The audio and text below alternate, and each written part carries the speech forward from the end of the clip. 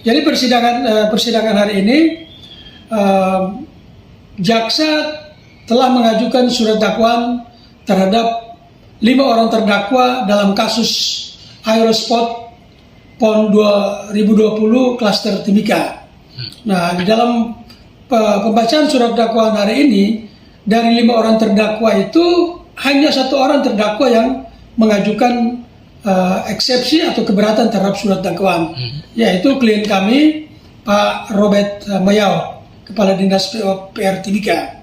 Nah, sidang akan dilanjutkan pada Senin depan untuk mendengarkan keberatan daripada tim penasihat hukum. Dan kemudian sidang hari ini juga Majelis Hakim sudah menetapkan jadwal-jadwal persidangan, sehingga para pihak maupun jaksa itu harus betul-betul akan mengikuti jadwal yang sudah ditentukan. Nah, selain itu dalam proses sidang hari ini juga di hari yang sama juga dilakukan sidang pra-peradilan yang terkait juga dengan kasus Aerospot Mall Dingin, di mana klien kami Pak Robert Mayau itu mengajukan melalui kuasa hukum mengajukan pra-peradilan. Nah, sidang hari ini dihadiri oleh jaksa untuk mengajukan jawaban. Nah, tetapi karena pokok perkara ini sudah disidangkan, maka tentu saja pra-peradilan itu menjadi gugur. Hal ini sesuai dengan ketentuan di dalam KUHP ya, pasal 152 ayat 1 dan juga putusan Mahkamah Konstitusi yang mengatakan bahwa apabila pokok perkara itu sudah disidangkan, maka dengan sendirinya pra-peradilan itu menjadi gugur.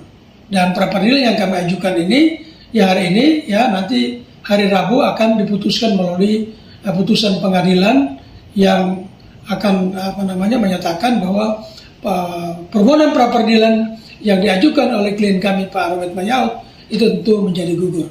Bagi kami tidak ada soal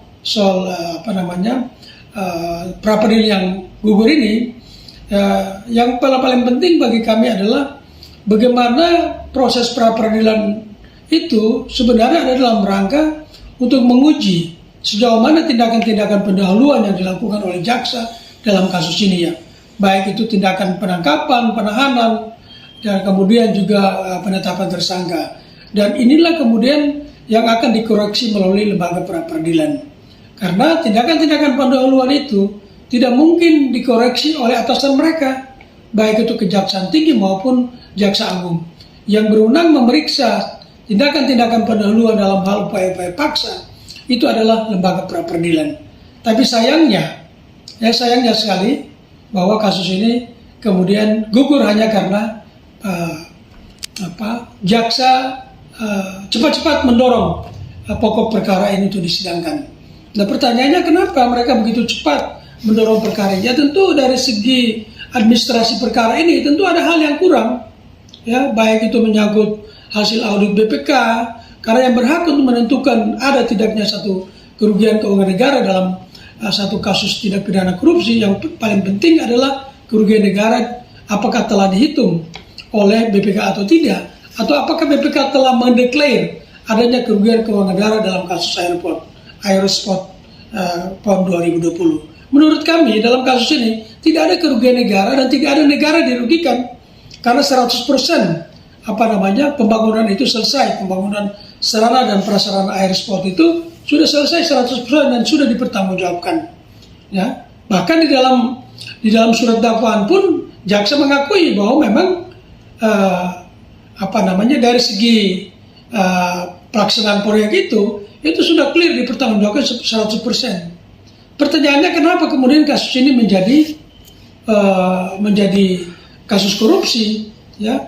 Dan juga ahli yang mereka gunakan itu juga mempertanyakan kredibilitas dan kapasitas mereka. Ya, bagaimana bisa menggunakan ahli yang tidak kompeten lalu kemudian menentukan kerugian keuangan negara. Ini menjadi hal yang sangat penting di dalam kasus ini. Jadi bagi kami, silakan saja jaksa menggunakan kewenangannya, tapi tentu semua itu akan terukur di dalam proses persidangan nanti dan akan dibuktikan dalam persidangan ini. Saya kira itu.